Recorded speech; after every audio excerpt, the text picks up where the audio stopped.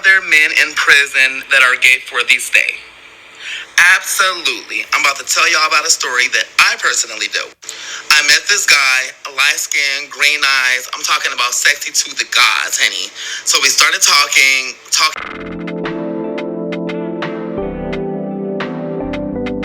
Went to flirting went to kissing went to sexual relations and all those things, okay? So he's at his last 2 minutes. The whole yard is asking him like, damn, that's what you want? You wait till your last 2 minutes to deal with, a trans. I guess he had never done it before. So we started talking and we continued to talk and we had plans for on the streets. I didn't take it serious until he called his mom on the phone.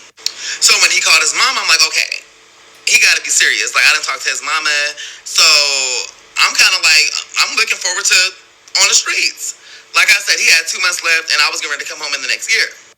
Tell me why when I called his phone, he had the nerve to ask me who I was. Bitch, the same girl that you was all up in those motherfucking showers with, Henny. The same girl that you was holding my hand, Henny. The same girl who you was kissing on the yard. I have not seen him, talked to him at all since I've been home or since he's been home, y'all.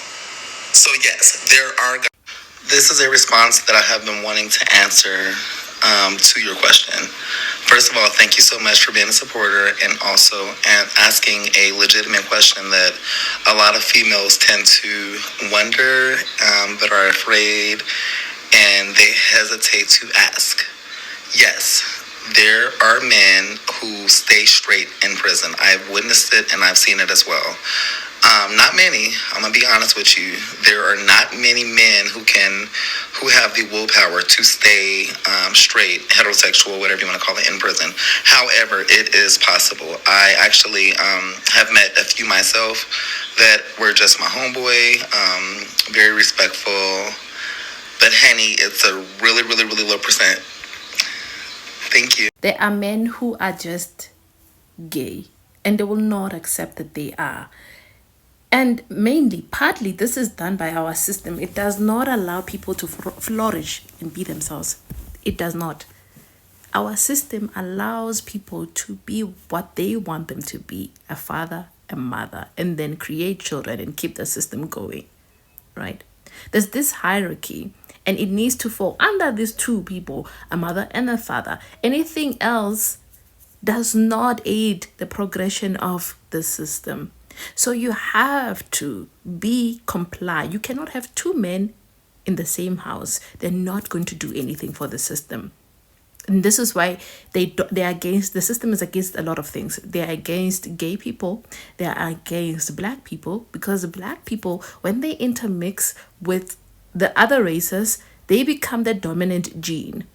All right, they become a dominant gene, and then eventually in a couple of years the white race, that's what they are afraid of, is going to be extinct, and they are going extinct regardless. All these things, imagine going through all this mess and still going through an extinction as well. So they are doing this to protect the system, right?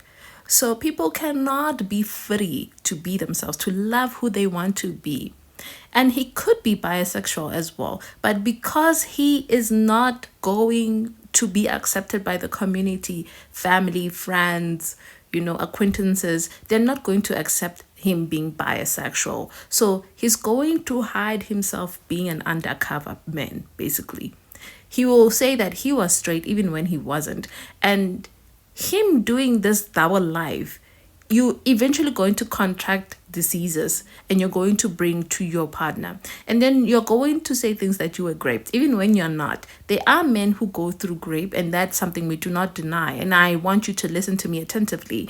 I do not deny that, but there are some men as well who are in relationships willingly with other men because they want to, and willingly because they cannot express themselves the way they can in prison. So this becomes their net, this becomes their safety in the prison. This is why they keep going back. Some of them, they're not going back because of that committing crime is there's no way of living. You can. There are some people who have committed crime and they don't want to go back because they've seen things and it has traumatized them. So they don't want to go back. So why do you keep going back if you don't have a wife in prison waiting for you? You do have a wife, right? And you do have a life that you can live in prison without anyone criticizing you. So the system is not fair to the rest of the people. It is not willing to allow people be themselves, express themselves, love themselves, and be who they want to be with. And I guess this is why sometimes I have a problem with people who live double lives, right? You're living a double life. Instead of using protection,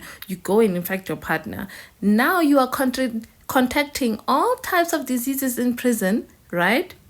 And they're going to check you.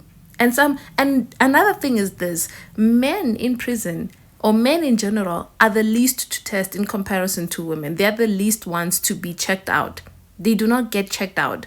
Women, we know that they get checked out because they have infections. A lot of times they get sick because our bodies are not the strongest, It's not strong. Our bodies is actually weaker, So women go through testing, they test, and then they get to find out whether they get pregnant, whether their bodies cannot handle the types of infection it has contracted. So they go and get checked out and get help. So this is how we get the stats from women, not because women are messing around. It's because men are spreading around the same diseases that they carry in their body that they don't get healed from, and they keep on spreading from one partner to another. So being cautious is another thing. Please be cautious, guys, with the type of men you'll sleep with. Do not be desperate. Another thing, desperation. Okay, so be careful. I've said my own 2 cents.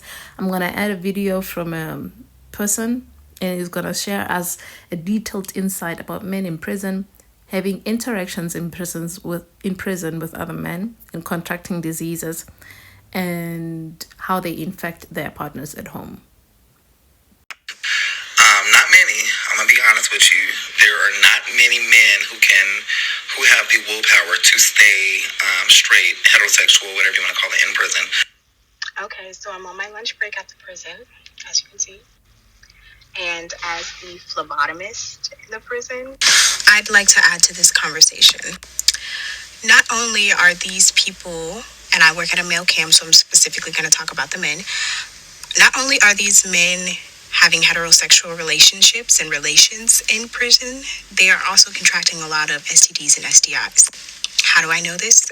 As the phlebotomist, I test all the lab specimens, all the blood work, all the urine, fecal, all the bodily fluids that are tested. They come through me.